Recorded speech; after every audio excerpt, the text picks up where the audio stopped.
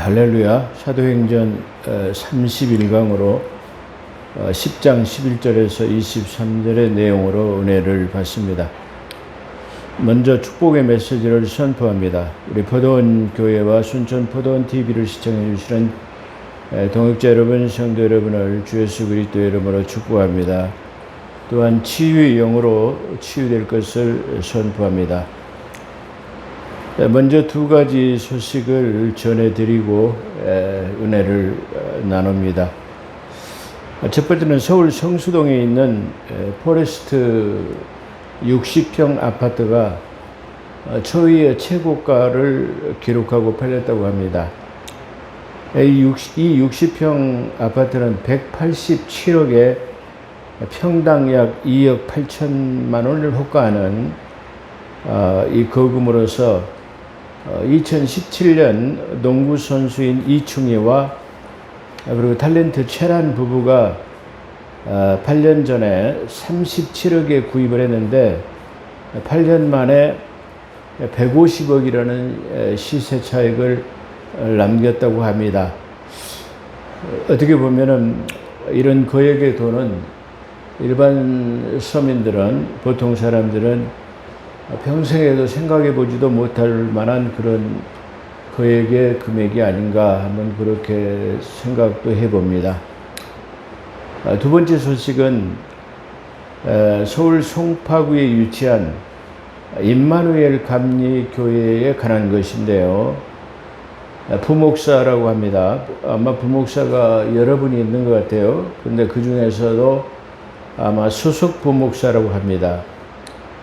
한국 교회 그 명칭이 자꾸 뭐 교구 목사 무슨 뭐 이상한 그 호칭이 많이 나오는데, 성경적 호칭은 그냥 목자, 목사, 그거 외에는 담임 목사, 부목사 이런 것은 없습니다. 물론 교회 직책상 뭐 담임하는 분, 그 다음에 뭐 부교역자 이렇게 호칭할 수는 있지만, 그 부교역자 위에서 군림하는 수석 부목사 뭐 이런 호칭은 좀 교회적인 직분에서는 맞지 않다, 이렇게 한번 볼 수도 있는데요.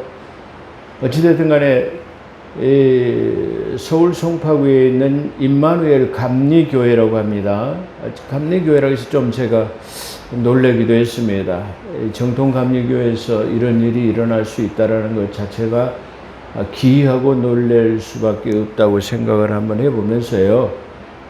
이 수석 부목사의 이름은 김다니엘이라고 합니다. 김다니엘 목사는 뭐 그런 사람들은 제가 좀 목사라고 호칭하기도 좀 그렇습니다. 김다니엘이라는 사람은 동성연애 옹호자로서 동성연애 옹호에 관한 논문을 통해서 박사학위를 취득한 자라고 합니다.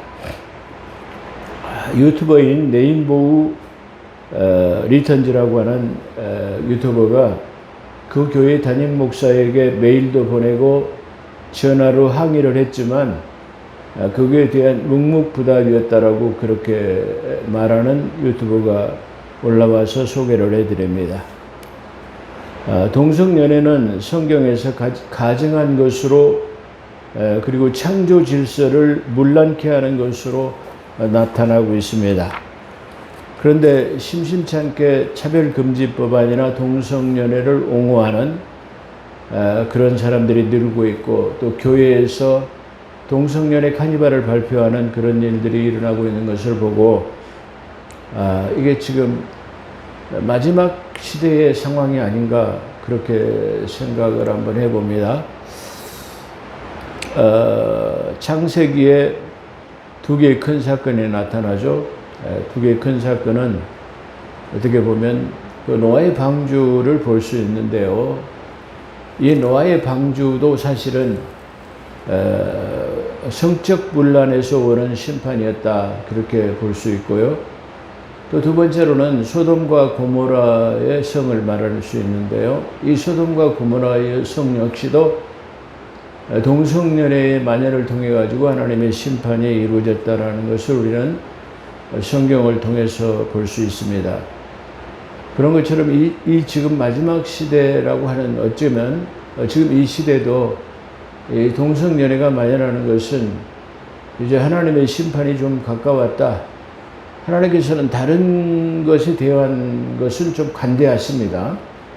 그런데 이 성적 문란에 대해서는 하나님께서 간대하지 않은 것을 이 노아의 방주와 소돔과 고모라의 사건을 우리가 볼 수 있습니다. 그런 측면에서 우리가 대우각성해야 되고 교회에서는 이런 문제를 척결해야 하는 그런 의무가 담임 목사에게 주어진 것이 아닌가 그렇게 생각을 해볼 수 있고요. 그걸 처리하지 못한다면 어떻게 보면 교회 감독자로서는 하나님의 세우신 감독자로서는 적합하지 않다. 아마 그렇게 생각해 볼 수도 있을 것입니다. 자, 본문으로 은혜 받습니다. 사도행전 9장과 10장에 독특한 큰 은혜가 나타나고 있습니다. 이 첫 번째는 요바에 사는 가부 도르가라고 하는 사람이 있었는데요. 이 도르가가 병들어서 죽게 돼가지고 요즘 시샘말로 하면은 다 이제 장사 지내려고 염을 해가지고 세마포를 입혀가지고 깨끗하게 해놓은 상태였다라고 그렇게 말합니다. 그런데 그 시체를 장사 지낼 것을 준비하는 과정에서 그의 구제와 선행이 하나님께 상달되었다라고 성경은 그렇게 증거합니다. 그래서 그는 그의 선행과 구제와 선행이 착함이 상달되어서 그런 죽음에서 구원을 받았다고 그렇게 나타내고 있습니다. 이 10장에서 소개하고 있는 고넬료 역시 그는 구제와 선행이 하나님께 상달되었으므로 그의 가정의 구원의 계획을 나타내시는 하나님의 자비를 볼 수 있습니다. 그러니까 9장과 10장에서 나타나는 이 독특한 은혜는 바로 선행과 구제가 독특한 사람들, 구제와 선행을 남달리 솔선수범을 보이던 이 두 명의 이 제자들을 통해서 하나님의 자비가 나타나고 있다는 것을 우리가 볼 수 있습니다. 우리는 이 두 사건을 통해서 볼 수 있는 것은 우리의 구제와 선행에 누가 알아주지 않더라도 하나님께서 기억하시고 상급으로 갚아주신다는 것입니다. 그러므로 우리는 눈앞에 보이는 현실 때문에 좌절하거나 낙심하지 않고 또 하나님의 나라의 상급을 바라보는 그런 신앙과 믿음이 있어야 될 것이다. 그래서 누가 알아주든 안 알아주든 우리의 본분은 하나님께서 기뻐하시고 원하시는 것은 구제와 선행, 착한 행실이라는 것을 우리가 성경을 통해서 볼 수 있습니다. 그러므로 우리는 눈앞에 보이는 현실 때문에 좌절하거나 낙심하지 말고 하나님의 나라의 상급을 바라보아야 할 것입니다.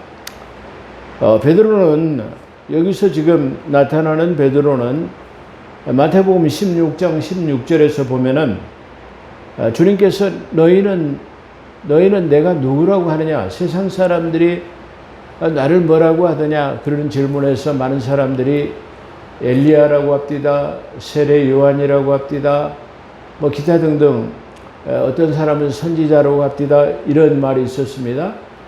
그래서 주님께서는 그렇다면 너희들은 나를 누구라고 생각하느냐는 질문에 아마 많은 제자들이 그 대답하기를 아마 꺼려했을 거예요. 왜 그러냐면은 뭐 선지자 엘리야, 뭐 요한 많은 사람들이 이름이 거명되었기 때문에 딱히 그들이 뭐 대답할 수 없었던 그런 질문이 아닌가 그렇게 한번 생각해 볼 수 있습니다. 그런데 그런 와중에서 지금 베드로의 신앙 고백은 너는 내가 누구라고 너희는 내가 누구냐는 질문에 주는 그리스도시요 살아계신 하나님의 아들이십니다 라는 신앙 고백 위에 바요나 시몬아 내가 복이 있단 말이야. 이것은 내가 혈통이나 육정으로 한 것이 아니라 성령의 나타나심을 통해서 하는 고백이다. 그러므로 내가 음부의 권세가 침범하지 못하는 음부의 권세가 이기지 못하는 교회를 세울 것이다. 그러므로 내가 이 천국 열쇠를 내게 주노라 이렇게 말씀하십니다. 그래서 베드로의 이 천국 열쇠는 교회의 문을 여는 열쇠로 교회는 곧 천국으로 들어가는 문임을 나타내는 그런 측면을 우리가 볼 수 있습니다. 그러므로 교회라는 것은 어떻게 보면 바로 천국 문과 연결되는 그런 것이다. 그렇게 한번 생각해 볼 수 있습니다. 자, 그래서 이 베드로 위에 내가 내 위에 음부의 권세가 이기지 못하는 교회를 세울 것이라는 천국 열쇠를 통해 가지고 이 베드로는 사도행전 2장 마가의 다락방에 성령의 내주하심을 통해 가지고 즉시로 예루살렘 거리에 나가 가지고 예수 그리스도는 그리스도시다 말이야.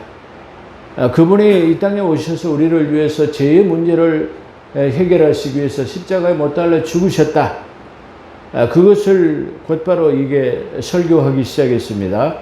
그래서 이틀 만에 약 8,000명이라는 숫자가 모이게 되고 유대인에게 교회의 문이 열어져 가지고 최초의 예루살렘 교회가 태동되고 세워지는 그래서 이 유대인들에게 교회가 세워진 것을 우리는 볼 수 있습니다.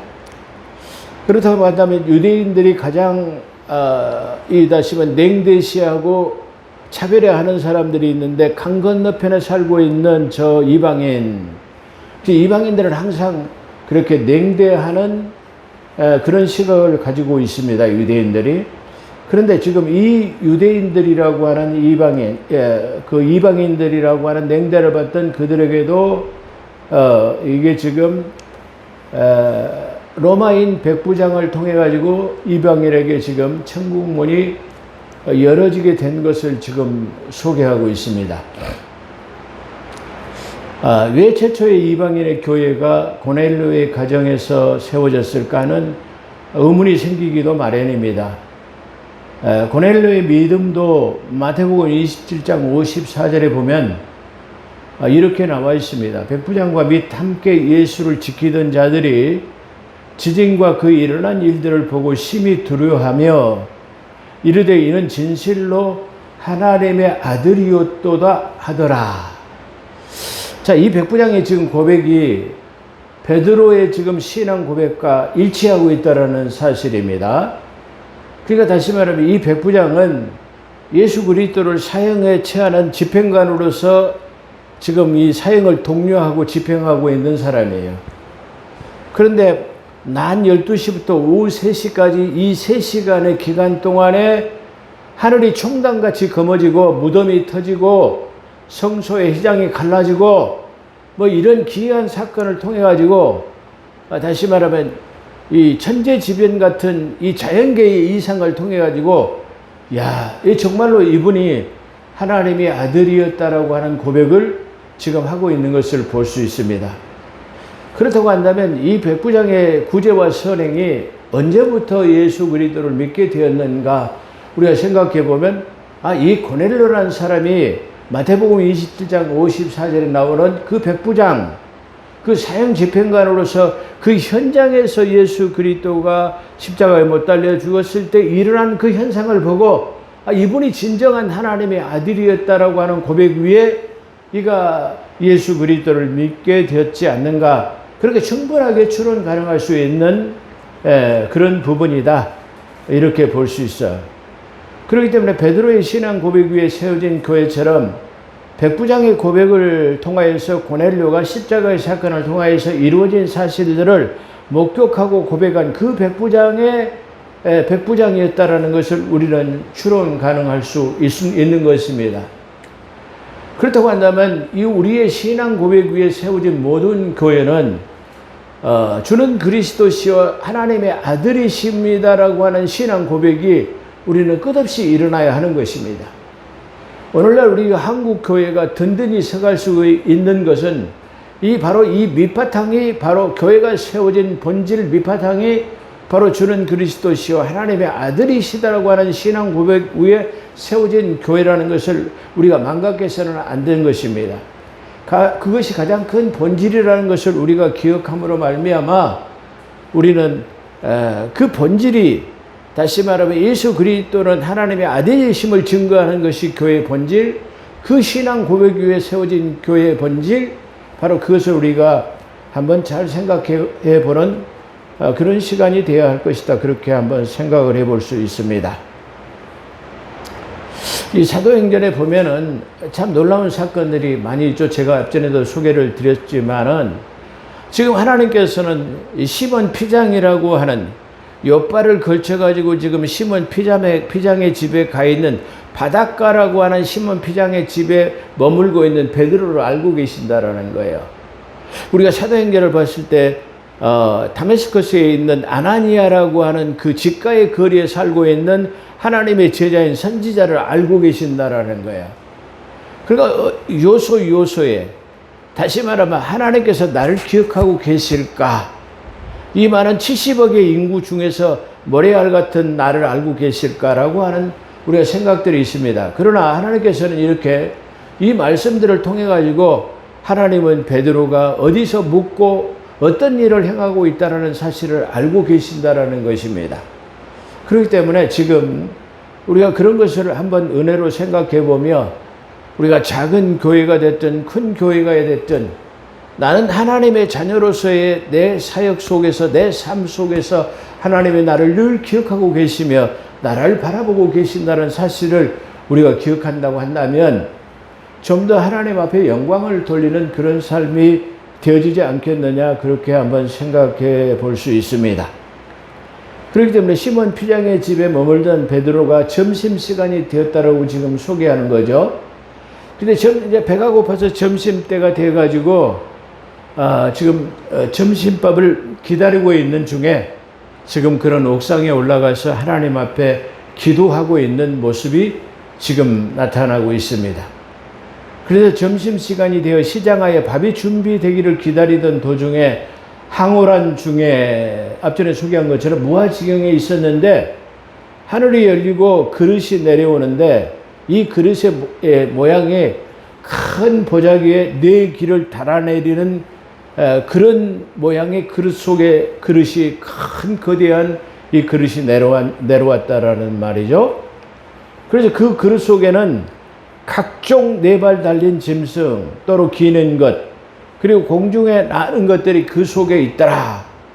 그렇게 지금 소개합니다. 근데 이 하늘로부터 소리가 있어가지고 베드로야 일어나서 잡아먹으라 이렇게 하시는 거예요.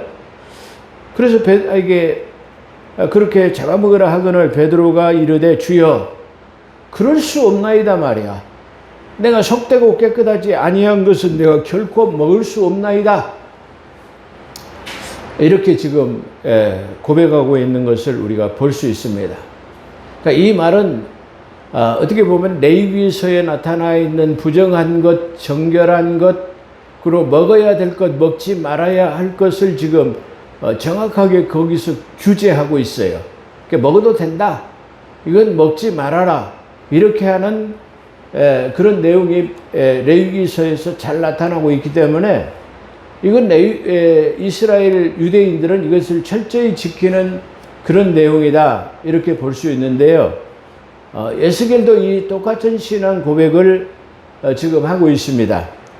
에스겔서 4장 14절에 보면 에스겔은 이렇게 말합니다. 내가 말하되 주 여호와여 나의 영혼을 더럽힌 일이 나는 내 영혼을 더럽힌 일이 없나이다.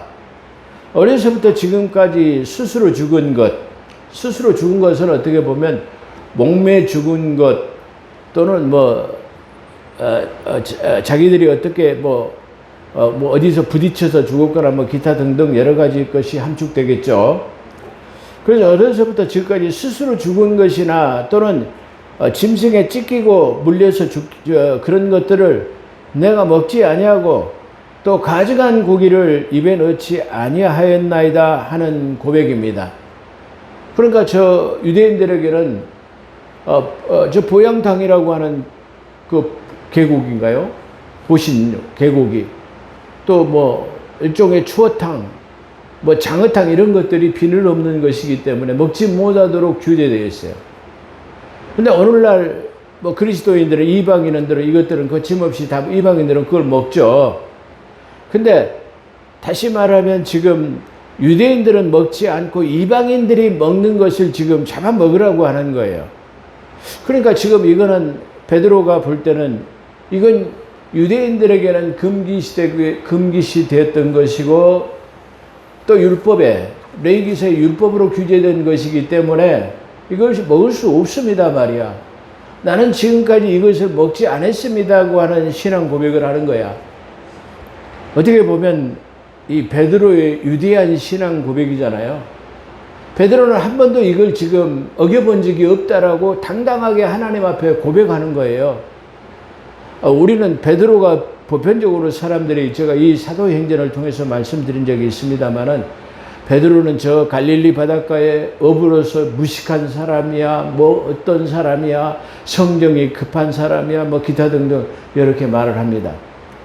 근데 베드로는 결코 무식한 사람은 아니에요. 구약성경 율법에 좀 능통한 사람이었다라고 그렇게 볼 수 있어요.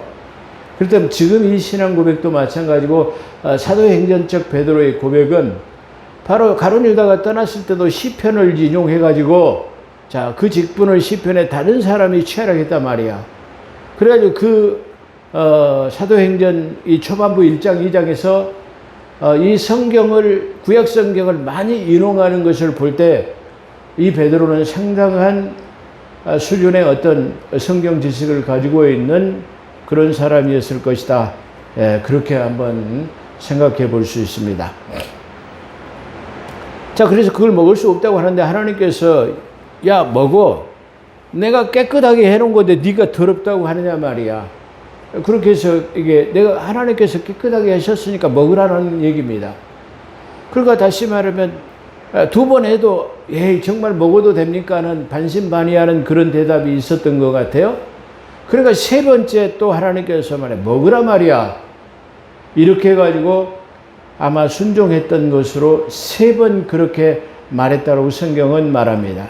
그러니까 두 번째 소리가 있어 하나님께서 깨끗하게 하신 것을 내가 속되다 하지 말라. 이 일이 세 번 있은 후에 그러니까 세 번째 가서야 하나님께서 강권적으로 얘기하시니까 그걸 수용했다라는 그런 측면으로 우리가 받아들일 수 있을 것입니다. 그래서 그 그릇이 그렇게 말하고 난 뒤에야 그 그릇이 하늘로 올라가 버렸어요. 그러니까 이 베드로가 지금 점심 때 배고파 가지고 있는데 이걸 잡아먹으라고 하니까 이게 무슨 뜻인가 말이야. 이게 지금 도대체 하나님께서 나보다 뭘 말씀하고 계신가라고 하는 것에 대한 묵상을 하고 있을 때다 그런 말이에요. 그런데 그때 마침 이 지금 이 바닷가 시몬 피장의 집에 대문을 두드리는 사람이 있어. 그 대문을 두드려 가지고 야, 여기 말이야 예수님의 제자 12제자 중에 수제자라고 하는 베드로라고 하는 시몬이 여기 있습니까? 그런 말이에요.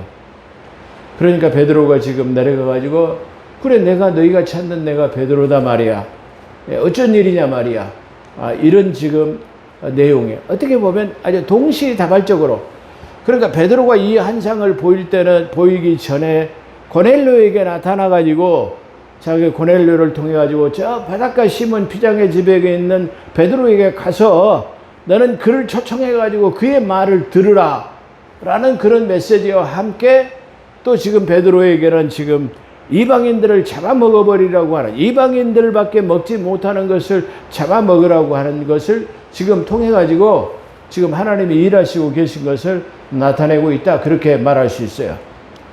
그래서 그와 동시에 고넬료가 보낸 사람들이 도착하게 되고 고넬료를 소개하게 되고 고넬료는 의인이다 말이야. 그리고 의인으로서 칭찬받는 사람은 구제와 선행이 하나님 앞에 인정되고 많은 사람들에게 인정된 사람이다 말이야. 근데 이 우리가 섬기는 이 고넬료라고 하는 이 백부장이 지금 이게 꿈의 환상 속에서 이게 지금 천사가 나타나 가지고 당신을 초대해 가지고 당신의 말을 들으라 해 가지고 우리가 온 연희가 여기가 있단 말이야. 그러니까 지금 이 시대적 배경은 지금 이 그리스도를 믿는 사람들을 핍박하는 그런 상태, 바로 대제사장과 서기관들이 심히 핍박을 많이 하고 지금 이 상황에는 지금 누구냐면 사울이 예수 그리스도를 믿는 사람들을 다 잡아다 가주는 그런 시점에 있기 때문에 낯선 로마 병정이라고 하는 로마 사람들이 와가지고 유대인과 다른 복색을 하고 있기 때문에 분명히 알 수 있죠. 그런데 그런 사람들이 지금 와가지고 가자고 하니까 두려워할 수도 있죠. 아, 이게 무슨 일인가 말이야. 그런데 그때 또한 천사가 말이야, 내가 따라가도 괜찮다 말이야. 이 내가 보낸 사람이다 말이야. 그 지시하심을 받아가지고 지금 이들을 지금 초청해 드리는 그런 내용을 지금 우리 여기서 소개하고 있다. 그렇게 말할 수 있습니다.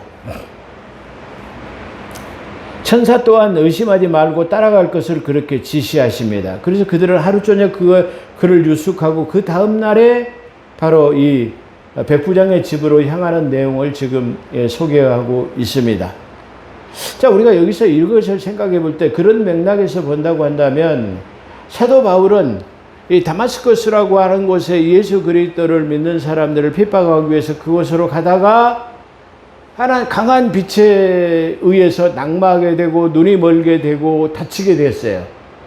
그래서 그때 곧바로 아까 서두에 말한 것처럼 이게 그 직가라고 하는 곧은 길에 살고 있는 아나니아를 통해 가지고 안수를 받고 고침을 받았어요.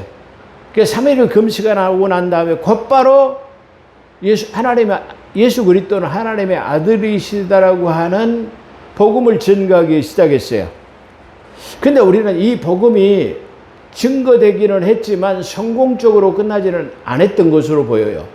왜냐하면 그것을 통해 가지고 많은 유대인들이 저 사울이 말이야 유대 종교에 심취해 있던 사람들인데 어느 날 갑자기 이게 변질돼 가지고 지금 우리에게 저 그리스도인들을 옹호하는 편에 그게 섰단 말이야.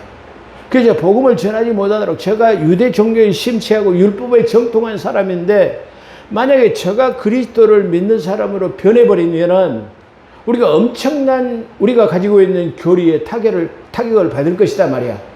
그런 율법사로서 최고의 존경받는 스승인 가말리엘 선생의 문화에서부터 이 공부한 그의 직계 제자인데 저런 사람이 만약에 기독교로 개종한다면 우리 유대 종교는 심한 타격을 입을 것이다 말이야.